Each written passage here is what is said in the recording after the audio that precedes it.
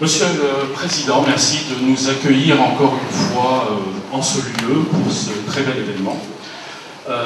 Monsieur l'adjoint à la culture de la ville de Nantes, Mesdames et Messieurs les représentants de nos associations, et même ceux qui n'adhèrent pas à Festival One sont bien entendu sans exclusive remerciés également pour le travail qu'ils font dans ce cadre-là.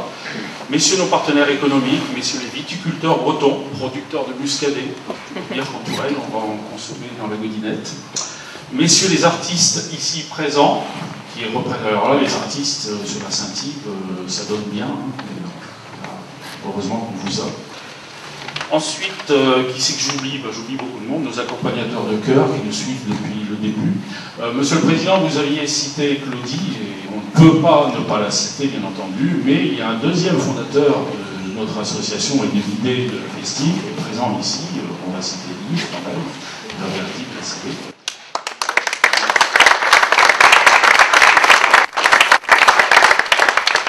Yves, qu'on va resaluer et avec qui nous travaillons, et surtout Claudie, qui est en première ligne depuis plusieurs mois maintenant.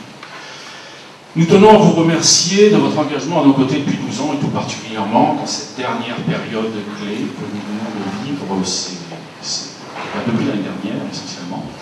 Notre force en Bretagne, si brillamment démontrée au Stade de France, c'est très important, samedi soir. Dans cette finale, non seulement nos équipes ont été excellentes, mais le public breton tout content. Et d'être capable, dans des circonstances qu'il demande, de se réunir tous autour d'une bonne vue dans un sentiment incontestablement patriotique, du savoir-vivre, du fair-play. Et là, je crois que nos supporters et nos joueurs ont donné une leçon à beaucoup de monde. La Bretagne est en effet notre patrie au sens épanoui du terme. La Bretagne est notre matrice et nous y puisons tous notre énergie. Dans ce bel ensemble, nous savons en plus être très différents les uns des autres. Très heureusement d'ailleurs, et ici réside notre seconde richesse, car nous savons aussi la féconder avec talent. Alors quand deux présidents d'une région et d'un conseil d'un département unissent leurs efforts pour accompagner un projet associatif breton sur toute la Bretagne, inutile de dire que ça donne des atouts précieux. Tous ces derniers temps, dans notre milieu culturel, nous avons eu le plaisir d'entendre dire fréquemment que ce qui se passe avec la Saint-Yves est sans précédent pour notre histoire bretonne récente, et nous en sommes bien conscients. Nous sommes conscients également des enjeux que cela représente pour chacun d'entre nous et pour tous ceux qui investissent avec confiance dans notre événement. C'est pourquoi nous vous avons donné et nous continuerons à donner le meilleur de nous-mêmes afin d'être fin prêts pour ce rendez-vous, non seulement avec la Bretagne, mais avec tous nos amis par le monde. Car la Saint-Yves a d'évidence rendez-vous avec le monde, vous l'aviez dit tout à l'heure, de New York à Buenos Aires, en passant par Tokyo, en passant par Le Havre, bien sûr, je ne cite pas tous les événements en Bretagne, ils deviennent de plus en plus nombreux et c'est ce que nous espérions.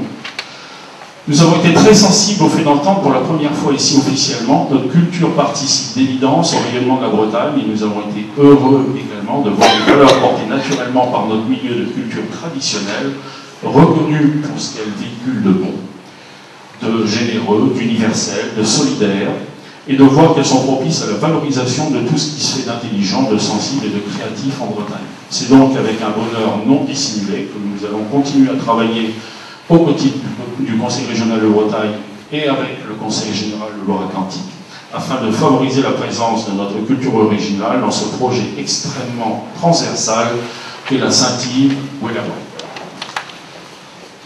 La Festive, notre association, va rester la motrice de cet état d'esprit. Motrice, c'est peut-être un grand mot, mais nous tenons à rester présents. Le cadre des nouvelles initiatives encore à naître, la faiseuse de liens dans le respect de la diversité de nos expressions, la garance de notre préoccupation de développement durable, tout ça au service d'une Bretagne belle, prospère, solidaire et surtout ouverte sur le monde. Enfin, si nous ne pouvons que saluer l'investissement de la région Bretagne dans notre projet, et la qualité des liens qu'elle a su mettre en place avec l'ensemble de ses acteurs, je tiens à conclure avec un hommage appuyé à l'attention du président Patrick Maréchal. Tous ici présents et partout dans le monde, là où la Bretagne a du sens, nous sommes sensibles à votre engagement en faveur de la Bretagne, d'une Bretagne unifiée, et nous sommes sensibles à votre volonté de préserver la capacité d'action du Conseil général au service de ses citoyens, notamment au service de nos initiatives associatives. Et comme ce mois de mai est aussi celui de votre anniversaire, permettez-moi de vous souhaiter, en notre nom à tous, cher Président, un joyeux anniversaire et une bonne Saint-Yves à tous.